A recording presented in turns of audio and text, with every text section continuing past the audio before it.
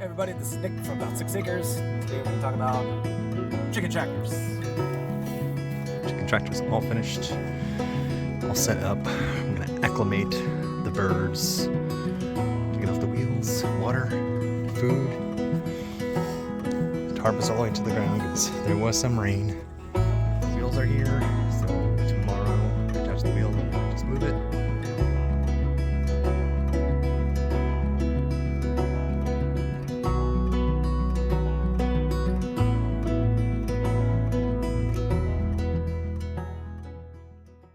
So now after the torrential rain has finally passed and we got our chickens fully processed, we thought now would be a great time to check on the condition of our chicken tractor before we move it out of the pasture and tell you a little bit about it and why we chose this design.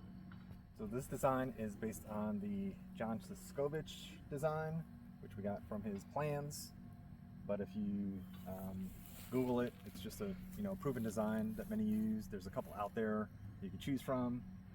We researched the Salatin tractor, the Siskovich tractor, and there's like Chicksaw tractors, but we chose the Siskovich design because of its awesome qualities.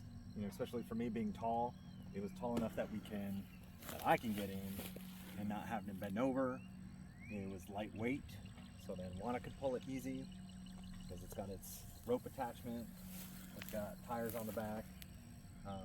It has a narrower width to it, so it can go through our peach orchard and our pasture. Easily accessible to fold up the tarps on the outside to get more airflow in and out. So another reason why we chose it, because of the compact design, because we were going to put it through our orchard, it needed to fit between the trees. So it's about maybe 6 feet wide. It does hold less chickens than the Salatin tractor, but we weren't going to have more than 25, and then 25 could fit in there very easily. In the end, we had 18, and they were very comfortable. We also, it's about 10 feet long, so then we knew our fencing we could move. We had the electric fencing around it. We would just have to move the electric fencing on the 4th day. So, we put up the electric fence, do 3 moves in that area, and then on the 4th day move it, so less moving. The tires were super easy to put on and off, made it moving very easy. And then the tarp situation helped a lot for the Texas sun and the heat, so we could put it down to block the west and the southern sun, and when it rained a lot we could cover it all the way to the bottom. It's also big enough, once you're done with your chickens, you can put other animals in there. They'll use it for turkeys, quail, you can see some people use it for pigs. We might be using it as a temporary housing for some baby goats before we introduce them to the larger herd, and then that way we can move it around if we want to get in the pasture so they can graze and not worry about parasites. That's a plus. Okay, so let's talk about the ease of the build. One of the great things is if you go onto the website Farm Market Solutions that John Siskovich owns, you can purchase the plans from him, and there it goes through detailed materials list of everything that you need. And he does recommend that it's a chicken tractor, so it does not need to be perfect, so don't stress out about that. A lot of the materials are just going to be wood, hardwire cloth, a tarp that fits, some wheels, and a lot of screws. Since we are new to homesteading, we don't come with a lot of carpentry skills or building skills, so a lot of our building skills come from IKEA schematics. So as you know, with IKEA, not the best directions, so we would have liked more detailed directions on step by step on, now that you completed A, do B. Here's how you attach B to C. You're gonna have to figure that out through his diagrams, but luckily he has a lot of YouTube videos on addressing those issues. So I would highly recommend it, because you just go to the store with the materials list, you buy it, tells you how to do the cuts, the certain cuts that you have to make, the joining cuts. It is a cut that you have to learn, so you just take your saw and do cuts so you could fit one board. I guess they're called lap lap joints. So you were sitting one inside the other and then screwing it in for tight build. So that was pretty new. Now I know how to do lap joints. So skills that you can learn. But we did have to shim things up and remeasure and recut some things because we either misread the directions wrong or could have used more detailed information. So one of the recommendations I would make is measure twice, maybe sometimes 3 times before you cut, and label your sections on your cutting according to what is in the instructions. I like to work left to right, so when I'm measuring, I'm making those measurements. But what I found out is I forgot to cut, especially the long 10 and 8 pieces, to make sure they were all the same size. So I had a 10-foot beam, and then the next beam was like 10 and a half. So my measurements were a little off, so I had to shim. So again, make sure all your boards first are cut to the same length. That way your measurements are consistent. Label those pieces, put them to the side. That way all you're doing then is assembling like a puzzle later. If you're out in pasture, and if ours is on an incline or decline, I guess, depends on which way you move it, but we got bigger tires that had more knobs on it, so it would move better in the weeds and the tall grass. And another thing, you're going to be tempted to watch a lot of videos on the model of tractor you want to build. If there's instructions that are done by the designer, attempt those first before you do any modifications, because we watched a lot of videos and a lot of people had problems with the doors, saying that the door wouldn't fit. So we were freaking out. I'm like, do we do the modifications that they ask and then fit it?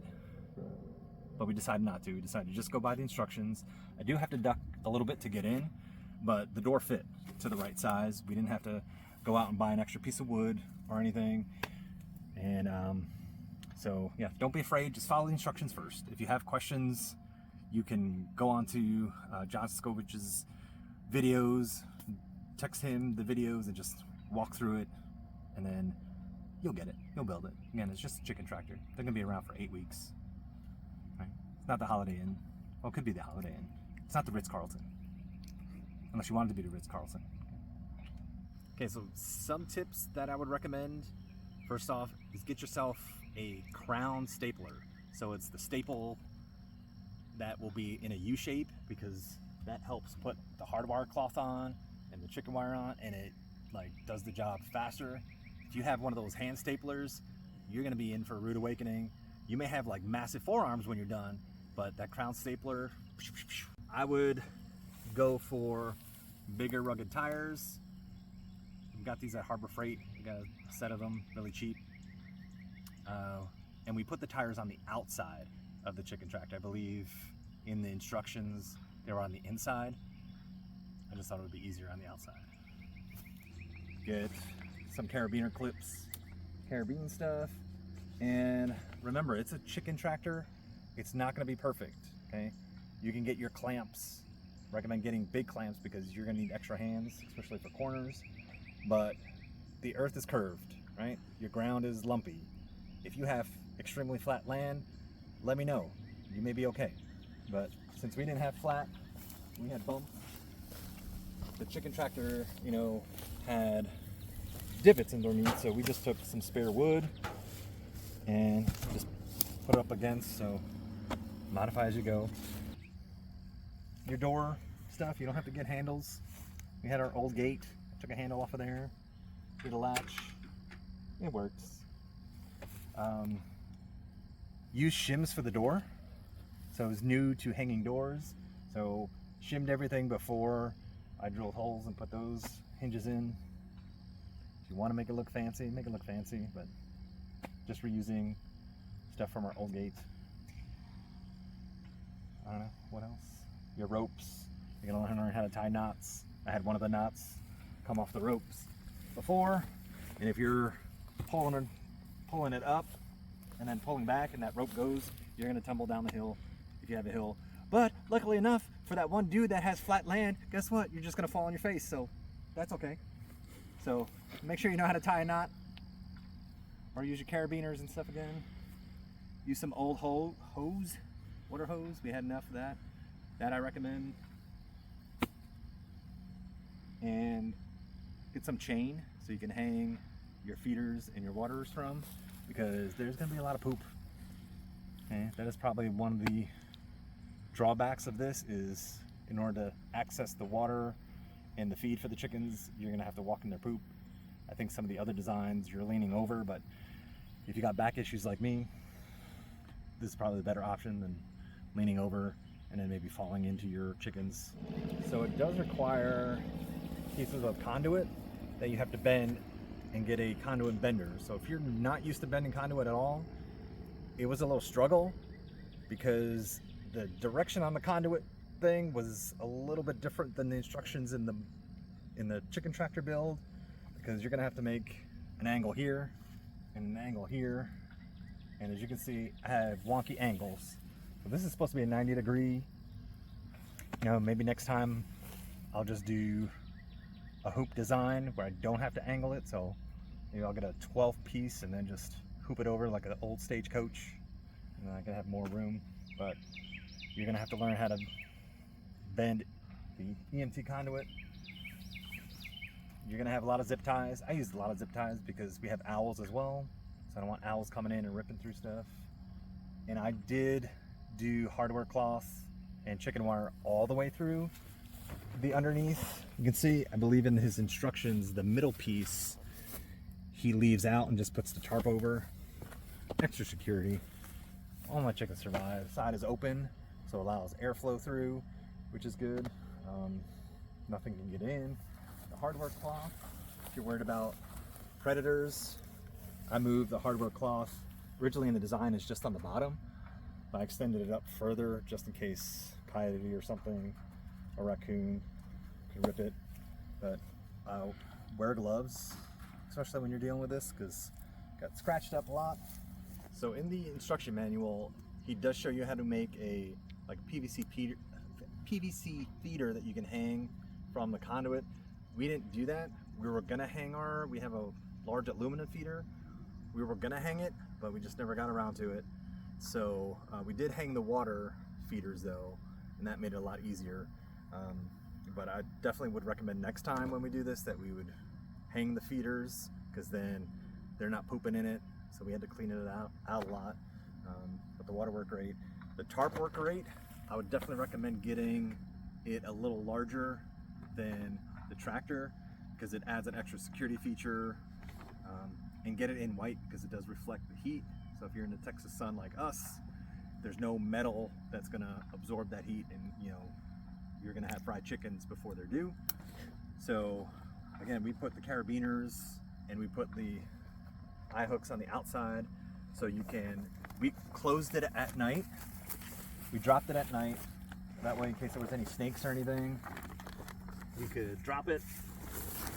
It would go down all the way to the bottom, and we set that post down there. Then we had little landscape ties that we put in. You know, extra protection so nothing could dig around. But then we did buy from Premier One Supply electric netting.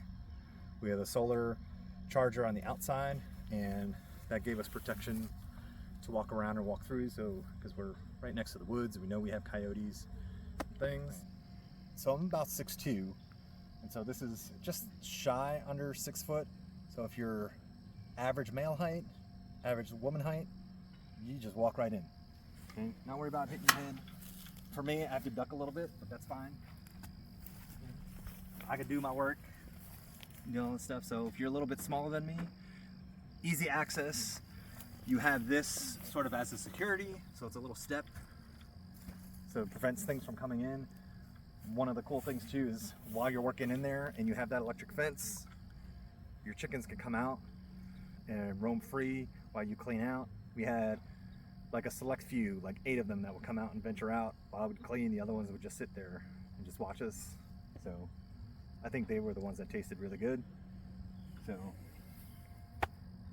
I like it. We're gonna reuse it again in the fall probably. I would recommend this if you have an area that is narrower that you're trying to go through. So if you're doing it like I did and try to run it through the peaches, and you can see, you know, the place through the peaches where it's just grown up high, where the chickens did their business. I mean, it is lush and green, and it's a good width, super lightweight. If you don't have that many chickens, I would use this. You can build multiple ones, that's fine. The reason why I didn't want to do the Salatin is because they're a little bit wider and they had aluminum type roofing panels, which I guess you could modify. And already in the springtime, you know, it was in the 80s and super humid, and I didn't want to cook the chickens, and this did allow enough airflow and cool, you know, if I had to drop it from the sun, I could drop the tarp. Definitely would recommend this because it can serve multiple purposes. So even if you're done with your chickens, now you get a little puppy and you got a place to put your puppy. You're getting baby goats, put your baby goats in there. So, or guys, if you get into trouble, your wife's gonna send you out, right? You camp out under there, right? Roll down the tarp, okay? Invite some friends over, have a little barbecue. Awesome. Hey, thanks for watching. Don't forget to hit that like and subscribe button if you want to see more videos like these.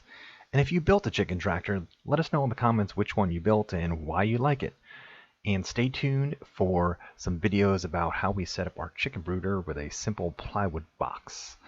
Until next time, this is Nick from About 6 Acres. Don't forget to be awesome. No water.